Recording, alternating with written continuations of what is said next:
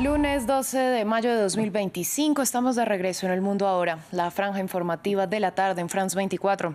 Soy Valentina Torres Sánchez y es un gusto acompañarlos. Vamos a revisar las principales noticias del día.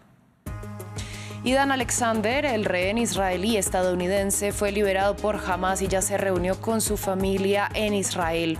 La liberación se produjo tras las conversaciones entre Estados Unidos y Hamas, y aunque Israel anunció que no hay cese de hostilidades, enviará el martes una delegación a Doha para seguir negociando. Volodymyr Zelensky acusó a Rusia de seguir atacando a Ucrania e indicó que no había recibido respuesta del Kremlin a su propuesta de reunirse con Vladimir Putin el jueves en Estambul. Previamente, el gobierno ruso aseguró que no aceptaba ningún ultimátum de Ucrania o de los líderes europeos que le pidieron que aprobara la tregua de 30 días. China y Estados Unidos pactaron reducir temporalmente sus aranceles recíprocos. Washington baja la imposición sobre los productos chinos del 145 al 30%, mientras Beijing reducirá al 10% las tasas sobre importaciones estadounidenses. Esto después de las negociaciones bilaterales que se llevaron a cabo este fin de semana en Suiza.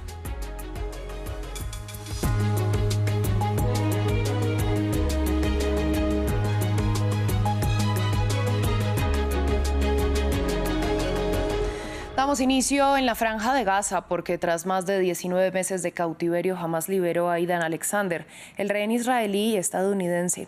El soldado se encuentra en Israel, donde se reunió con su familia.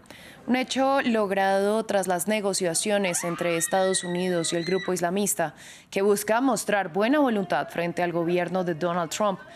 Pese a que Benjamin Netanyahu dejó claro que no habrá cese de hostilidades por el momento, anunció que el martes enviará una delegación negociadora a Doha para continuar con las conversaciones indirectas con Hamas, buscando un alto el fuego. Este es un momento muy emotivo. Idan Alexander ha regresado a casa, lo abrazamos a él y a su familia. Esto se logró gracias a nuestra presión militar y a la presión diplomática ejercida por el presidente Trump. Esta combinación es una fórmula ganadora.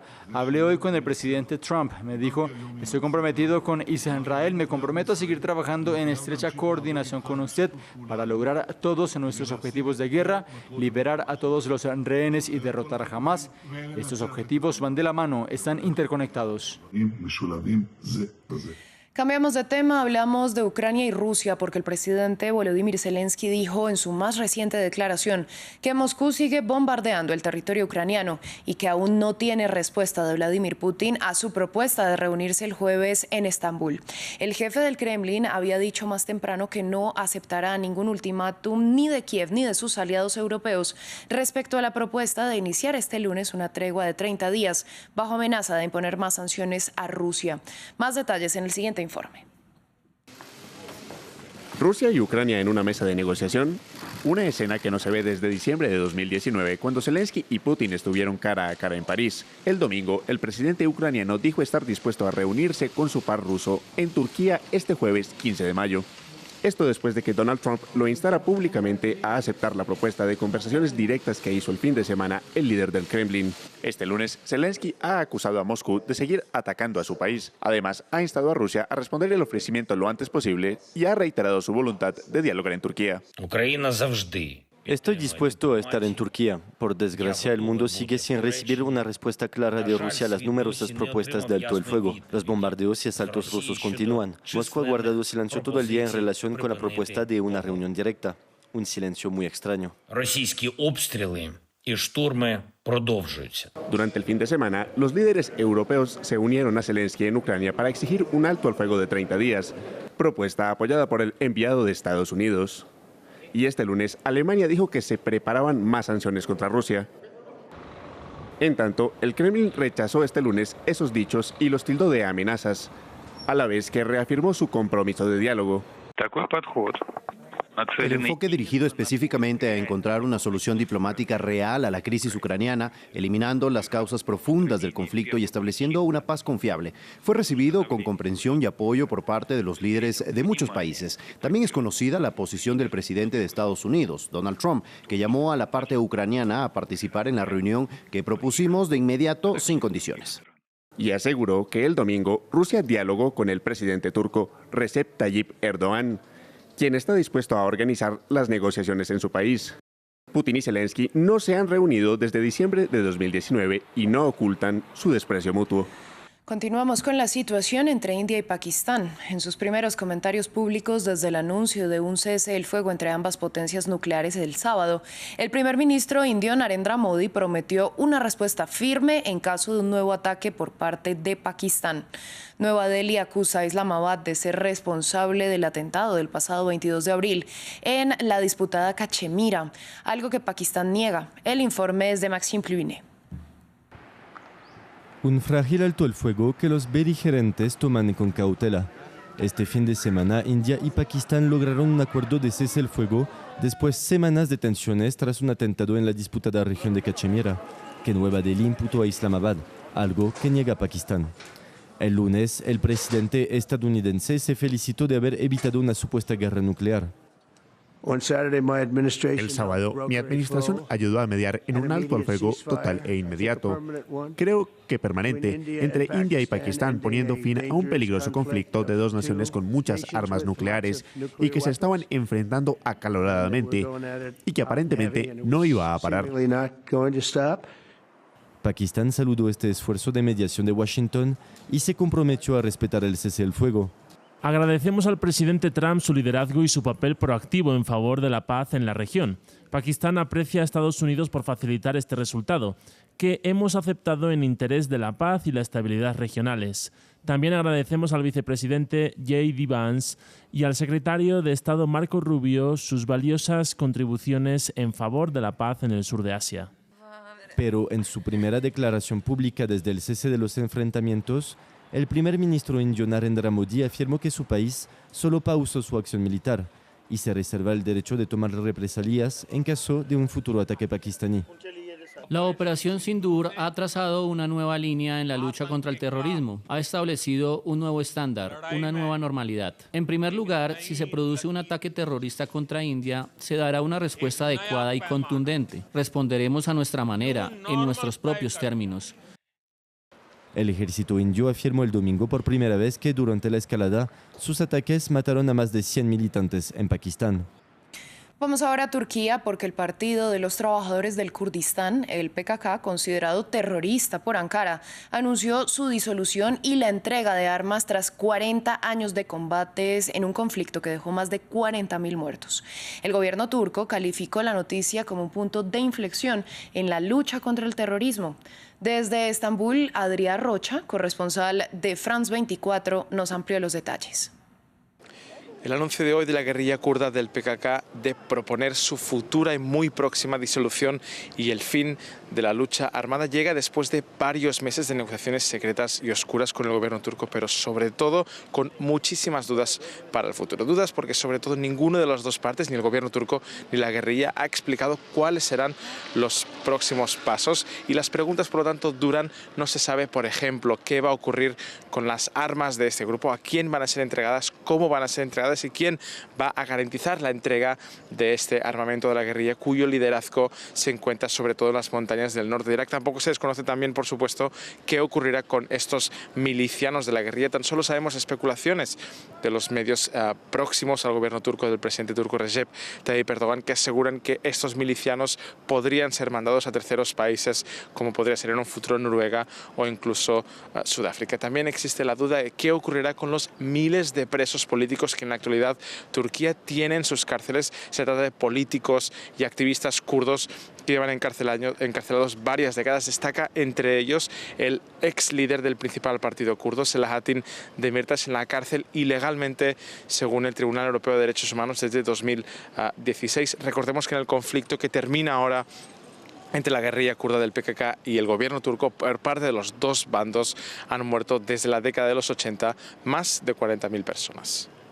Seguimos con noticias económicas porque Estados Unidos bajará del 145 al 30% los aranceles a los productos chinos. Por su parte, el gobierno de Beijing reducirá del 125 al 10% sus aranceles sobre importaciones estadounidenses. Eso tras las conversaciones bilaterales entre delegaciones de ambos países en Suiza. Donald Trump indicó este lunes que espera comunicarse con su homólogo chino esta semana. Dentro de esta fábrica de juguetes en el sur de China, Ginebra parece un mundo aparte. Pero David Cheng, cuyo padre fundó la empresa, siguió de cerca las conversaciones de alto nivel entre Beijing y Estados Unidos este fin de semana. Antes de abril, el negocio había ido viento en popa. La familia había hecho crecer la empresa hasta el punto de exportar a los principales minoristas estadounidenses.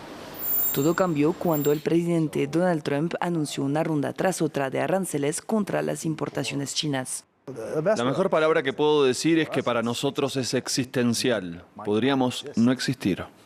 Los Cheng tuvieron que actuar con rapidez, ya que las dos superpotencias mundiales se enzarzaron en una guerra comercial.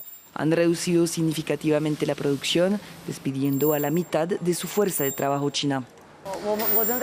He trabajado aquí por más de 20 años. Los que fueron despedidos eran nuestros amigos, nuestros compañeros de trabajo a largo plazo. Todo se debe al impacto de estos aranceles. Esperamos que esta situación termine lo antes posible. Al otro lado del mundo, Brandon Arbogast también ha estado siguiendo las conversaciones comerciales a puerta cerrada de Ginebra. El empresario maderero estadounidense que apoya a Trump se enfrenta ahora a la reducción de su flujo de caja desde la guerra comercial. China absorbe alrededor del 60% de la madera de frondosas, madera aserrada y troncos, y son un mercado tan grande que hace que el resto del mundo juegue limpio. Lo hace muy competitivo y como no compran, resulta que ahora hay muchos troncos en el mercado. Tras 2 días de tensas conversaciones comerciales, Estados Unidos y China acordaron recortar los aranceles impuestos durante 90 días. El secretario del Tesoro estadounidense afirma que cada parte reducirá sus aranceles en un 115%. En otras noticias, 49 ciudadanos sudafricanos, miembros de la comunidad Afrikaner, han llegado este lunes a Estados Unidos como refugiados. El presidente Donald Trump argumenta que los asilados son acogidos debido a que, según él, son discriminados en su país de origen. Acusaciones que han sido negadas de forma contundente por el gobierno de Cyril Ramaphosa. Diego Bassani nos amplía. El gobierno Trump recibe a los primeros refugiados afrikaners. Este lunes han llegado a territorio estadounidense 49 ciudadanos de Sudáfrica a los que se les ha concedido el estatus de asilo bajo el argumento de que sufrían discriminaciones en su país. Donald Trump, quien ha promovido un plan para que miembros de esta minoría étnica blanca descendiente de holandeses sean acogidos en Estados Unidos y que a su vez ha decidido suspender la gran mayoría de solicitudes de asilo de otros países africanos, intentó defender la polémica medida. Usted ha detenido prácticamente todas las admisiones de refugiados para las personas que huyen de la hambruna y la guerra, como Sudán y República Democrática del Congo. ¿Por qué está creando una vía expedita de entrada al país para los afrikaners y no para otros? Porque los están matando y no queremos que maten a nadie. Los líderes sudafricanos vendrán a verme, según tengo entendido, la semana que viene. Resulta que son blancos, pero que sean blancos o negros no me importa. Pero los granjeros blancos están siendo brutalmente asesinados y sus tierras están siendo confiscadas en Sudáfrica. Por su parte, el gobierno sudafricano ha negado de forma rotunda cualquier tipo de discriminación en contra de esta minoría blanca en el país. Como he dicho antes, no pueden aportar pruebas de persecución porque no las hay. No hay ninguna forma de persecución contra los sudafricanos blancos o los sudafricanos afrikaners.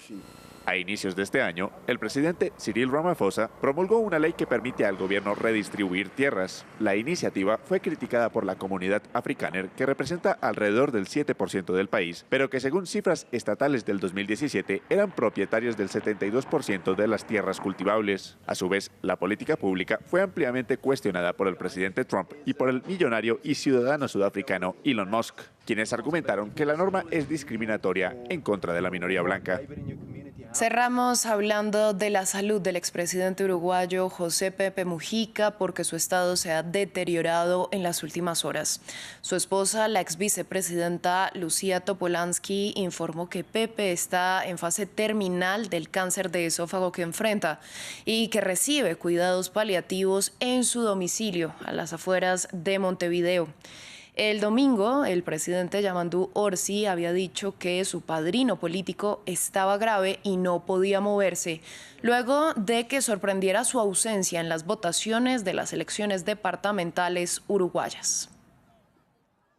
Así llegamos al final de este informativo. A ustedes gracias por su sintonía. En unos momentos llega mi compañera Elena Lozano con más información.